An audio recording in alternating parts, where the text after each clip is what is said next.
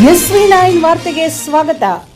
ಮಾದಿಗ ಸಂಘಟನೆಗಳ ಒಕ್ಕೂಟ ಉದ್ಯೋಗ ನೇಮಕಾತಿಗಳಲ್ಲಿ ಒಳ ಮೀಸಲಾತಿ ಜಾರಿಗೆ ಆಗ್ರಹಿಸಿ ರಾಜ್ಯದ ಎಲ್ಲಾ ಜಿಲ್ಲಾಧಿಕಾರಿಗಳ ಕಚೇರಿ ಮುಂದೆ ಹಾಗೂ ಮುಖ್ಯಮಂತ್ರಿಗಳ ನಿವಾಸಕ್ಕೆ ಭಾರೀ ರ್ಯಾಲಿ ಬೃಹತ್ ಪ್ರತಿಭಟನೆಯನ್ನು ಮೌರ್ಯ ಸರ್ಕಲ್ ಗಾಂಧಿ ಪ್ರತಿಮೆ ಮುಂದೆ ಬೃಹತ್ ಪ್ರತಿಭಟನೆ ಮಾಡಿ ಮುಖ್ಯಮಂತ್ರಿಗಳ ನಿವಾಸಕ್ಕೆ ಬೃಹತ್ ರ್ಯಾಲಿ.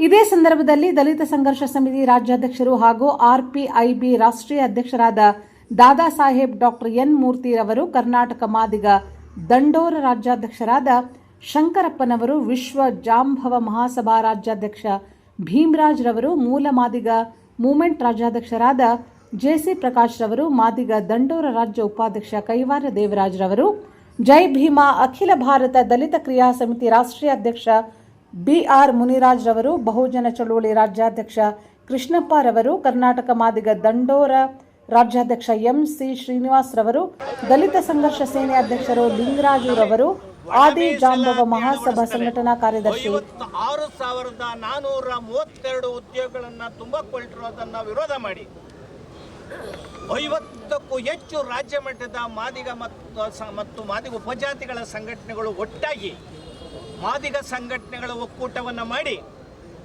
ರಾಜ್ಯದ 31 ಜಿಲ್ಲೆಯಲ್ಲೂ ಕೂಡ ಇವತ್ತು ಜಿಲ್ಲಾಧಿಕಾರಿಗಳ ಕಚೇರಿ ಬೃಹತ್ ಪ್ರತಿಭಟನೆಯನ್ನು ಮಾಡೋದ್ರ ಮೂಲಕ ರಾಷ್ಟ್ರಪತಿಗೆ, ಪ್ರಧಾನಮಂತ್ರಿಗಳಿಗೆ, ಮುಖ್ಯಮಂತ್ರಿಗಳಿಗೆ, ರಾಜ್ಯಪಾಲರಿಗೆ ಮನವಿಯನ್ನು ಜಿಲ್ಲಾಧಿಕಾರಿಗಳ ಮೂಲಕ ರವಾನಿಸ್ತಾ ಇದ್ದೇವೆ.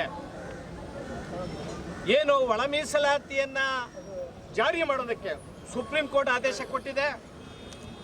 ಉಭಯ ಸದನಗಳಲ್ಲಿ ತೀರ್ಮಾನ ಆಗಿ ಅನುಮೋದನೆ ಆಗಿದೆ. ಸಚಿವ ಸಂಪುಟದಲ್ಲಿ ಅನುಮೋದನೆ ಆಗಿದೆ. ರಾಜ್ಯಪಾಲರ ಅಂಕಿತ ಹಾಕಿ ಈಗಾಗಲೇ ಅದು ವಿಧೇಯಕ ಜಾರಿಯಲ್ಲಿದೆ. ಇದೆಲ್ಲವನ್ನು ಸಿದ್ದರಾಮಯ್ಯನವರು ಬದಿಗೊತ್ತಿ, ಅವ್ರ ಸರ್ಕಾರ ಬದಿಗೊತ್ತಿ ಒಳ ಮೀಸಲಾತಿ ಇಲ್ಲದೇ ಉದ್ಯೋಗ ನೇಮಕ ಮಾಡೋಕೆ ಕೊಟ್ಟಿದೆಯಲ್ಲ, ಇದು ಮಾದಿಗ ಮತ್ತು ಮಾದಿಗ ಸಂಬಂಧಿತ ಜಾತಿಗಳಿಗೆ ಮರಣೆ ಶಾಸನ. ಮಾದಿಗ ಸಂಬಂಧಿತ ಜಾತಿಗಳು ಸಹಸ್ರಾರು ವರ್ಷಗಳಿಂದ ತಲೆ ಮೇಲೆ ಮಲವರುವಂಥದ್ದು ಕಟ್ಟಕಡೆ ಸಮಾಜ, ಮೋಚುಗಳು, ಬೀದಿ ಬದಿಯಲ್ಲಿ ಚಪ್ಪಲಿ ಹೊಲಿಯುವಂಥ ಜನ, ಮಹಾನಗರಗಳಲ್ಲಿ ಕಸಗಳನ್ನು ಕೈಯಲ್ಲಿ ಬಾಚುವಂಥ ಜನ, ಇವರ ಮಕ್ಕಳುಗಳು ಒಂದು ಉದ್ಯೋಗ ಸಿಗೋದು ಬೇಡವಾ, ಸ್ವಾಭಿಮಾನಿಗಳಾಗೋದು ಬೇಡವಾ? ನಮ್ಮ ಉದ್ದೇಶ ಪರಿಶಿಷ್ಟ ಜಾತಿಯಲ್ಲಿರ್ತಕ್ಕಂಥ 101 ಜಾತಿಗಳಿಗೂ ನ್ಯಾಯ ಕೊಡಬೇಕು. ಅವರವರ ಜನಸಂಖ್ಯೆಗೆ ಅನುಗುಣವಾಗಿ ಮೀಸಲಾತಿಯನ್ನು ವಿತರಣೆ ಮಾಡಬೇಕು. ಉದ್ಯೋಗದಲ್ಲಿ, ಬಡ್ತಿನಲ್ಲಿ, ಮುಂಬಡ್ತಿನಲ್ಲಿ ಮತ್ತು ಬಜೆಟ್ನಲ್ಲಿ, SC/ST, TSPನಲ್ಲಿ ಮತ್ತು ಉದ್ಯೋಗಗಳಲ್ಲಿ ಸಮಾನ ಅವಕಾಶವನ್ನು ಕೊಡಬೇಕು ಅನ್ನೋದೇ ನಮ್ಮ ಉದ್ದೇಶ. ಸಾಮಾಜಿಕ ನ್ಯಾಯವನ್ನು ಕೊಡ್ತೀವಿ ಅಂತೇಳಿ ಸಂವಿಧಾನವನ್ನು ಕೊರಳಿಗೆ ನೇತಾಕೊಂಡು ರಾಹುಲ್ ಗಾಂಧಿ ಅವರು, ಸಿದ್ದರಾಮಯ್ಯನವರು ನಾವು ಸಾಮಾಜಿಕ ನ್ಯಾಯದ ಅಧಿಕಾರರು ಅಂತ ಹೇಳ್ತಾ ಇದ್ದೀರಿ. ನೀವು ಇವತ್ತು ಒಳ ಮೀಸಲಾತಿ ವರ್ಗೀಕರಣ ಮಾಡೋದಿದೆಯಲ್ಲ, ಇದು ಸಾಮಾಜಿಕ ನ್ಯಾಯ, ಇದು ಸಂವಿಧಾನದ ಆಜ್ಞೆ. ಸಂವಿಧಾನದ ಆಜ್ಞೆಯನ್ನು, ನ್ಯಾಯಾಲಯದ ತೀರ್ಪುಗಳನ್ನು ಉಲ್ಲಂಘನೆ ಮಾಡಿ ಇವತ್ತು ಉದ್ಯೋಗವನ್ನು ಒಳ ಮೀಸಲಾತಿ ಇಲ್ಲದಲ್ಲೇ ತುಂಬ ಓದ್ತಾ ಇದ್ದಾರೆ. ಕೂಡಲೇ ಉದ್ಯೋಗ ನೇಮಕಾತಿಯಲ್ಲಿ ಒಳ ಮೀಸಲಾತಿಯನ್ನು ಅಳವಡಿಸಬೇಕು ಅಂತ ಈ ಮೂಲಕ ನಾವು ಆಗ್ರಹಿಸಿ ರಾಜ್ಯದ ಎಲ್ಲ ಜಿಲ್ಲೆಯಲ್ಲಿ ನಾವು ಪ್ರತಿಭಟನಾ ಪ್ರದರ್ಶನಗಳನ್ನು ಮಾಡ್ತಾ ಇದ್ವಿ. ಸಿದ್ದರಾಮಯ್ಯನವರು, ಅವರ ಸರ್ಕಾರ ಒಳ ಮೀಸಲಾತಿ ವಿರೋಧಿಗಳ ಒತ್ತಡಕ್ಕೆ ಮಣಿದಿದೆ, ಜಟಾಪಟಿಗಳನ್ನು ಮಾಡ್ತಾ ಇದ್ದಾರೆ. ನಾವು ಮನವಿಯನ್ನು ಮಾಡ್ತಾ ಇದ್ದೇವೆ, ಪರಿಶಿಷ್ಟ ಜಾತಿಯಲ್ಲಿ ಇರ್ತಕ್ಕಂಥ 101 ಜಾತಿಗಳಿಗೂ ಅವರ ಜನಸಂಖ್ಯೆ ಆಧರಿಸಿದಂಥ ಮೀಸಲಾತಿ ಕೊಡಿ ಅನ್ನೋದ್ರಲ್ಲೇ ತಪ್ಪಿದೆ. ಈ ಜಾತಿಗಳು ಕಿತ್ತಾಡಿ ಬೀದಿಗೆ ಬರಲಿ ಅನ್ನೋ ಒಂದು ಉದ್ದೇಶಕ್ಕೋಸ್ಕರ ಕೊರ್ಚ ಲಮಾಣಿಗಳು ನಿಮಗೂ ಮೀಸಲಾತಿ ಕೊಡಿ ಅಂತ ಹೇಳಿದ್ದೇವೆ, ವಲಯ ಸಮಾಜಕ್ಕೂ ಮೀಸಲಾತಿ ಅಂತ ಕೊಡಿ ಅಂತ ಹೇಳಿದ್ದೇವೆ, ಮಾದಿಗ ಸಮಾಜಕ್ಕೂ ಮೀಸಲಾತಿ ಅಂತ ಕೊಡಿ ಅಂತ ಹೇಳಿದೆ. ಮಾದಿಗ ಸಮಾಜ 35 ವರ್ಷಗಳಿಂದ ಹೋರಾಟವನ್ನು ಮಾಡ್ಕೊಂಡು ಬಂದಿದೆ. ಅಲೆಮಾರಿಗಳಿಗೆ 1% ಮೀಸಲಾತಿ ಕೊಡಿ ಅಂತ ಹೇಳಿದ್ದೇವೆ.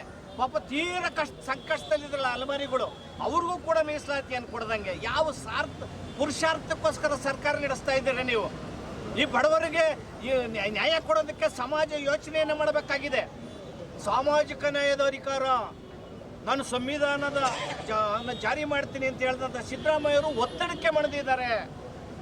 ಒಳ ಮೀಸಲಾತಿ ವಿರೋಧಿಗಳ ಒತ್ತಡಕ್ಕೆ ಮಣಿದಿದ್ದಾರೆ. ಒಳ ಮೀಸಲಾತಿ ವಿರೋಧಿಗಳು ಸಂವಿಧಾನದ ವಿರೋಧಿಗಳು. ಹೈಕೋರ್ಟ್ ತೀರ್ಪು, ಸುಪ್ರೀಂ ಕೋರ್ಟ್ನ ವಿರೋಧಿಗಳು. ಈ ಒಂದು ಅವೈಜ್ಞಾನಿಕ ನೀವು ಒದ್ದೆ ತುಂಬ ಹೋಗ್ತಾ ಇದ್ದೀರಲ್ಲ, ಇದು ಒಳ್ಳೆ ಕೆಲಸ ಅಲ್ಲ. ಸಮಾಜ ಇವತ್ತು ಪರಿಶಿಷ್ಟ ಜಾತಿ ಸಮಾಜ ಬಡಿದಾಡಿ ಬೀದಿಯಲ್ಲಿ ನಿಂತಿದೆ. ಜಗಳವನ್ನು ಹಚ್ಚಿದಿರಿ, ಇನ್ನಷ್ಟು ವಿಳಂಬ ಮಾಡಿದಷ್ಟು ಅವರಲ್ಲಿ ಜಟಿಲವಾಗ್ತದೆ ಸಮಸ್ಯೆ ಉಲ್ಬಣ ಆಗ್ತದೆ. ಈ ರಾಜಕೀಯ ಲಾಭನ ಯಾಕ್ರಿ ಆ ರೀತಿ ಪಡ್ಕೊತಾ ಇದ್ದೀರಿ ನೀವು? 35 ವರ್ಷಗಳಿಂದ ಹೋರಾಟ ಮಾಡಿದೆ. ಚುನಾವಣೆ ಬರ್ತಾ ಇದೆ, ಉಪಚುನಾವಣೆ ಬಾಗಲಕೋಟೆ ಮತ್ತು ದಾವಣಗೆರೆ. ಕಾಂಗ್ರೆಸ್ ಪಕ್ಷ ಅಡ್ರೆಸ್ ಕ್ಲಿಯರ್ ಮಾಡ್ತೇವೆ, ಕಾಂಗ್ರೆಸ್ ಮುಕ್ತ ರಾಜ್ಯವನ್ನೇ ಮಾಡ್ತೇವೆ. ನೀವು ಪ್ರಣಾಳಿಕೆಯಲ್ಲಿ ಹಾಕ್ಕೊಂಡು ನಾವು ಪವರಿಗೆ ಬಂದರೆ ಒಂದು ಮೊದಲನೇ ಸಚಿವ ಸಂಪುಟದಲ್ಲಿ ಸದನದಲ್ಲಿ ಒಳ ಮೀಸಲಾತಿಯನ್ನು ವರ್ಗೀಕರಣ ಮಾಡ್ತೇವೆ ಅಂತ ಹೇಳಿ ಅನ್ಯಾಯ ಮಾಡಿದಿರಿ, ಮೋಸ ಮಾಡಿದಿರಿ, ವಂಚನೆ ಮಾಡಿದಿರಿ.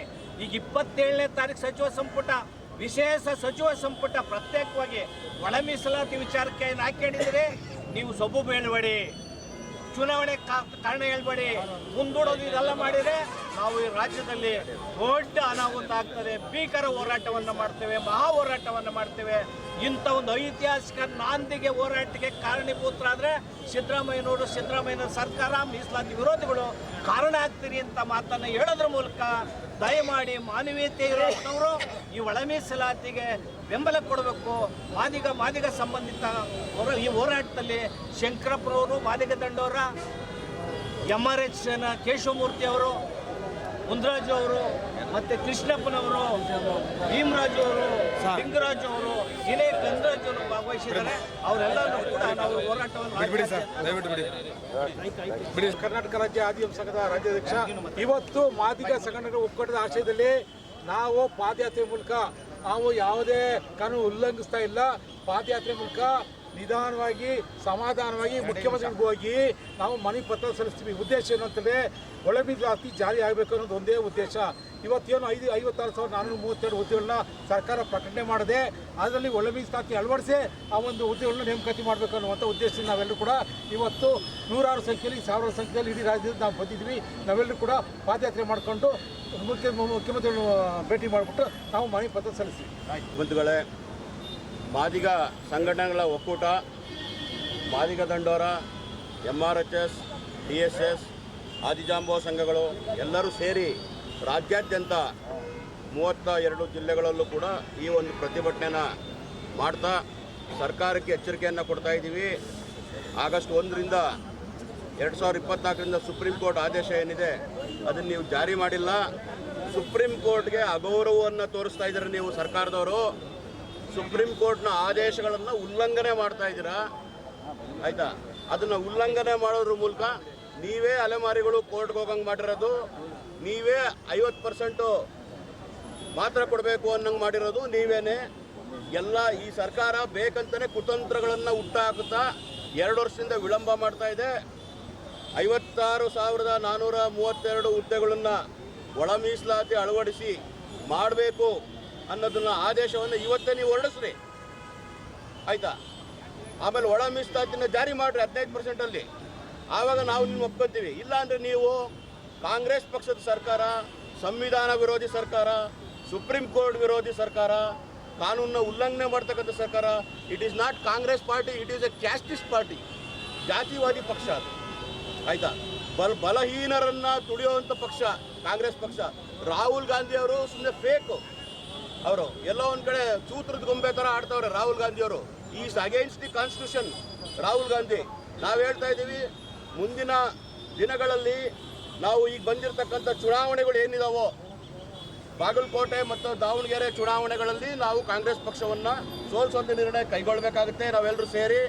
ಆಮೇಲೆ ಭಾಳ ಮುಖ್ಯವಾಗಿ ಹೇಳ್ತಾ ಇದ್ದೀವಿ ನಾವು, ಈ ಇಡೀ ಪಕ್ಷ ಇವತ್ತು ಮಾದಿಗರ ಓಟು ಬೇಡ ಅಂತ ಹೇಳ್ತಾ ಇದೆ. ಮಾದಿಗರ ಓಟು ಬೇಡ ಅಂತ ಹೇಳ್ತಾ ಇದ್ದೀರಾ.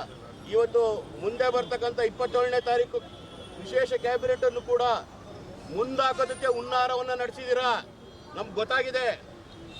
ಮುಂದಾಕೋದಕ್ಕೆ 27ನೇ ತಾರೀಕು ಕ್ಯಾಬಿನೆಟ್ ವಿಶೇಷ ಇದನ್ನು ಕೋಡ್ ಆಫ್ ಕಂಡಕ್ಟು ಅದು ಇದು ಅಂತ ನೆಪಗಳು ಹೇಳಿ ಮುಂದಾಕೋದಕ್ಕೆ ಹೊರಟಿದ್ದೀರಾ. ಯಾವ ಕೋಡ್ ಆಫ್ ಕಂಡಕ್ಟು ಅಂತ ಅಡ್ಡಿಗಳಿಲ್ಲ ಮತ್ತು ಯಾವುದೇ ಕಾನೂನಿನ ಅಡಚಣೆಗಳಿಲ್ಲ, ಆಯಿತಾ? ಭಾಳ ಸ್ಪಷ್ಟವಾಗಿ ಸುಪ್ರೀಂ ಕೋರ್ಟ್ಗೆ ನೀವು ಗೌರವ ಕೊಡಬೇಕು. ಇಡೀ ದಕ್ಷಿಣ ಭಾರತದ ರಾಜ್ಯಗಳು ಸುಪ್ರೀಂ ಕೋರ್ಟ್ಗೆ ಗೌರವ ಕೊಟ್ಟಿದ್ದೇವೆ. ನಾವು ಸುಪ್ರೀಂ ಕೋರ್ಟ್ನ ಗೌರವವನ್ನು ರಕ್ಷಣೆ ಮಾಡೋಕ್ಕೋಸ್ಕರ ಬೀದಿಗಿಳಿತಿದ್ದೀವಿ. ಇವತ್ತು ಸುಪ್ರೀಂ ಕೋರ್ಟ್ನ ಆದೇಶವನ್ನು ರಕ್ಷಣೆ ಮಾಡೋದಕ್ಕೋಸ್ಕರ ನಾವೆಲ್ಲರೂ ಕೂಡ ಬೀದಿಗಿಳಿತಿದ್ದೀವಿ. ಇದು ನಮ್ಮ ದೇಶದ ಪ್ರಜಾಪ್ರಭುತ್ವದ ದುರಂತ. ಇದು ಹಣ ಬಲ ಇರೋರು ಏನು ಬೇಕಾದ್ರೂ ಮಾಡ್ಬೋದು ಅಂತಕ್ಕಂಥ ಬಾಳೆಗಾರಿಕೆ ನೀತಿಯನ್ನು ನೀವು ಸಾರ್ತಾ ಇದ್ದೀರಾ. ಸಂವಿಧಾನಬದ್ಧವಾದ ಸಾಮಾಜಿಕ ನ್ಯಾಯದ ನೀತಿಯನ್ನು ನೀವು ಸಮಾಧಿ ಮಾಡ್ತಕ್ಕಂಥ ಕೆಲಸ ಮಾಡ್ತಾ ಇರ. ಅದಕ್ಕೆ ಕಾಂಗ್ರೆಸ್ ಪಕ್ಷದ ಸರ್ಕಾರಕ್ಕೆ ಎಚ್ಚರಿಕೆಯನ್ನು ಕೊಡ್ತಾ ಇದ್ದೀವಿ. ನಿಮ್ಮನ್ನ ಮನೆ ಕಳಿಸೋದು ಕೆಲಸ ಮಾಡ್ತೀವಿ. ಒಳ ಮೀಸಲಾತಿ ಜಾರಿ ಮಾಡಿ, ಇಲ್ಲ ಕುರ್ಚಿ ಖಾಲಿ ಮಾಡಿ ಅಂತ ಸ್ಲೋಗನ್ ನಾವು ಹೇಳ್ತಾ ಇದ್ದೀವಿ.